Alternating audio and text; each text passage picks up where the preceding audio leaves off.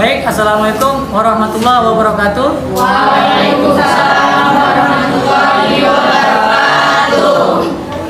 Alhamdulillahirabbil ka'bah, qiblatil ummati ammah, wassalatu wassalamu ala Rasulillah, la haula wala quwata illa billah. Hari ini kita memulai perkuliahan selanjutnya dengan menghadirkan pemateri di depan kita yang siap menjelaskan dan memberikan paparan yang baik sehingga kita bisa mengerti materi kita hari ini.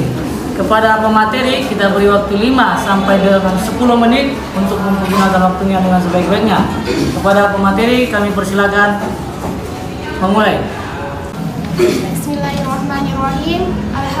Alhamdulillahirabbil alamin wa qiblati ummati ammatan wassalatu wassalamu ala Rasulillahi la haula wala quwata illa billah. Segala puji hanya milik Allah Subhanahu wa taala, Tuhan pemelihara Ka'bah, kiblat seluruh umat. Salawat dan salam atas Rasulullah sallallahu alaihi wasallam. Tiada daya dan upaya melainkan dengan izin Allah Subhanahu wa taala.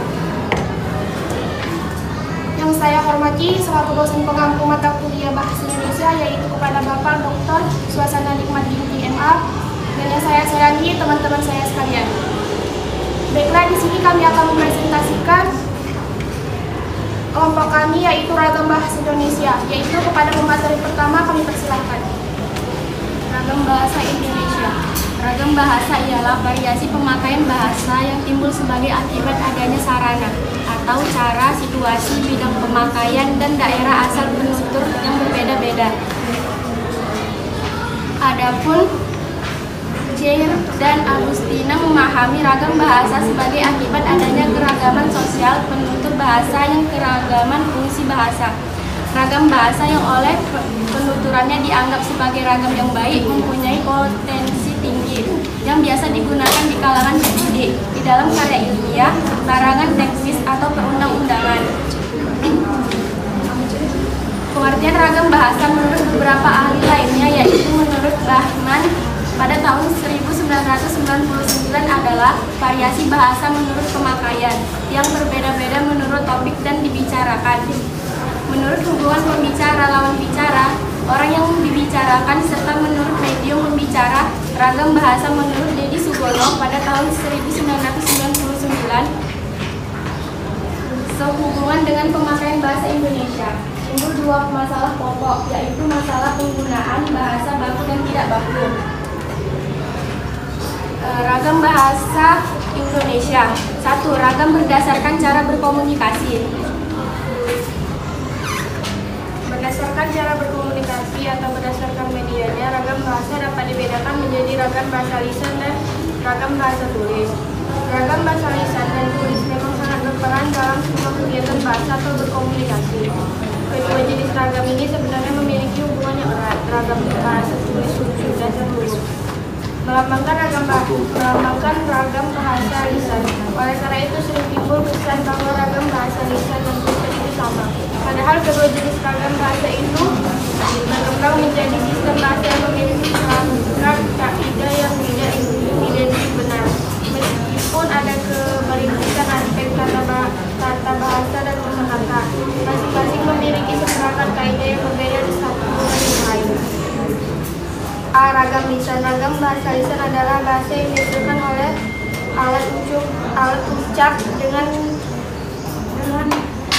fonem sebagai unsur dasar dan komunikasi terjadi secara langsung atau bertatap muka sehingga terikat oleh kondisi, situasi, dan waktu. Dalam ragam lisan kita juga akan berurusan dengan tata bahasa, kosakata, dan lafal. Kita dapat membuka ragam lisan yang standar, misalnya pada saat orang berpidato atau memberikan sambutan dalam situasi perkuliahan, ceramah, dan lain-lain. Sementara itu ragam lisan yang non-standar misalnya dalam percakapan antar teman di pasar atau dalam kesempatan dan formal lainnya.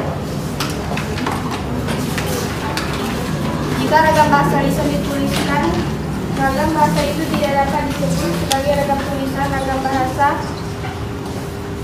ini tetap disebut sebagai ragam lisan. Ciri-ciri ragam bahasa lisan sebagai berikut. 1. Langsung. Pembicara dan pendengar dalam komunikasi lisan bertemu secara langsung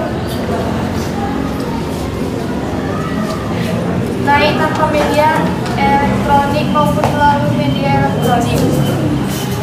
2. Tidak terikat ejaan bahasa Indonesia. Penyampaian maksud atau tujuan pembicaraan dilakukan melalui bahasa oral dengan memperhatikan situasi pembicaraan. 3. Terkadang tidak efektif dalam berkomunikasi. Seseorang terkadang menggunakan bahasa sehari-hari sehingga banyak menggunakan kalimat yang bersifat basa-basi dengan orang yang diajak bicara. 4. Kalimatnya pendek-pendek dalam berkomunikasi. Seseorang terkadang menggunakan bahasa yang pendek-pendek dengan anggapan bahwa lawan bicara telah memahami maksud yang ingin disampaikan. 5. Ragu kalimat situasional.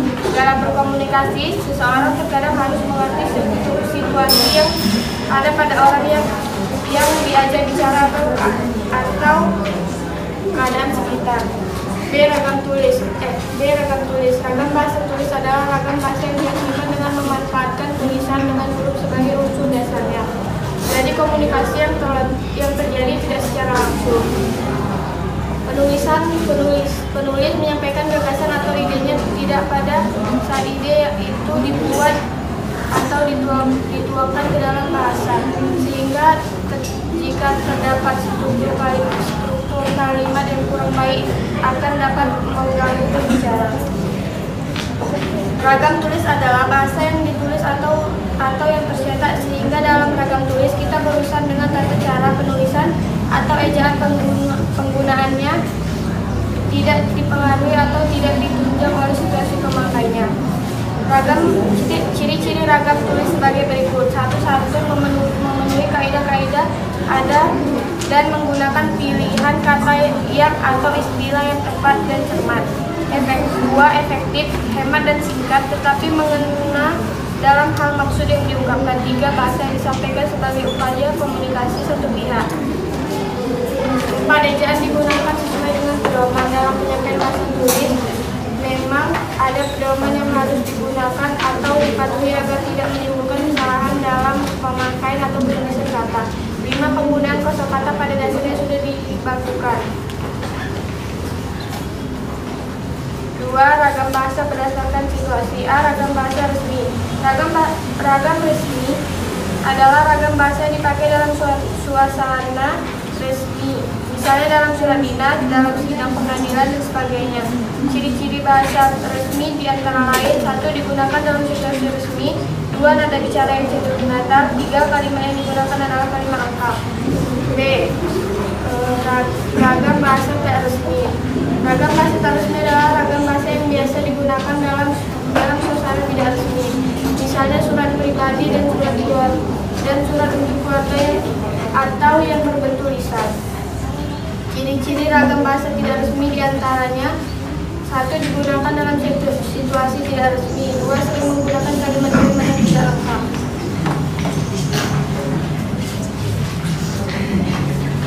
3. Ragam bahasa berdasarkan bidang pemakaian. Dalam kehidupan sehari-hari banyak pokok persoalan yang dibicarakan. Dalam membicarakan pokok persoalan yang berbeda-beda ini, kita pun menggunakan ragam bahasa yang berbeda. 4. Ragam bahasa berdasarkan daerah penutur. Ragam bahasa berdasarkan daerah penutur disebut dialek. Dengan kata lain, dialek adalah bahasa kelompok masyarakat yang tinggal di suatu daerah tertentu. C. Ragam bahasa baku dan tidak baku. Kata baku merupakan sebuah kata yang digunakan sudah sesuai dengan pedoman atau kaidah bahasa yang sudah ditentukan. Dalam KBBI edisi keempat disebutkan pengertian baku adalah pokok, utama, tolok ukur yang berlaku untuk kuantitas dan kualitas yang ditetapkan berdasarkan kesepakatan. Kata baku adalah kata yang diucapkan atau ditulis oleh seseorang sesuai dengan kaidah atau pedoman yang dilakukan. Kaidah standar yang dimaksud dapat berupa pedoman ejaan, tata bahasa baku, dan kamus. Kata baku umumnya sering dipakai pada kalimat resmi atau ragam bahasa baku, baik itu melalui lisan ataupun tulisan.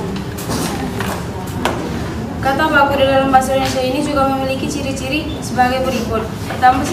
Pertama, baik secara lisan maupun tulisan. Kata baku digunakan dalam situasi resmi, seperti surat menyurat dinas, perundang-undangan, karangan ilmiah, laporan penelitian, dan lainnya. Ragam bahasa baku tidak diwarnai atau dicampuri oleh dialek atau logat tertentu. Kedua, baik secara lisan maupun tulisan. Kata baku menggunakan ketentuan-ketentuan yang berlaku berlaku dalam pedoman umum ejaan bahasa Indonesia. Ketiga, baik secara lisan maupun tulisan. Ragam baku memenuhi fungsi gramatikal seperti subjek, predikat, dan objek secara eksplisit dan lengkap.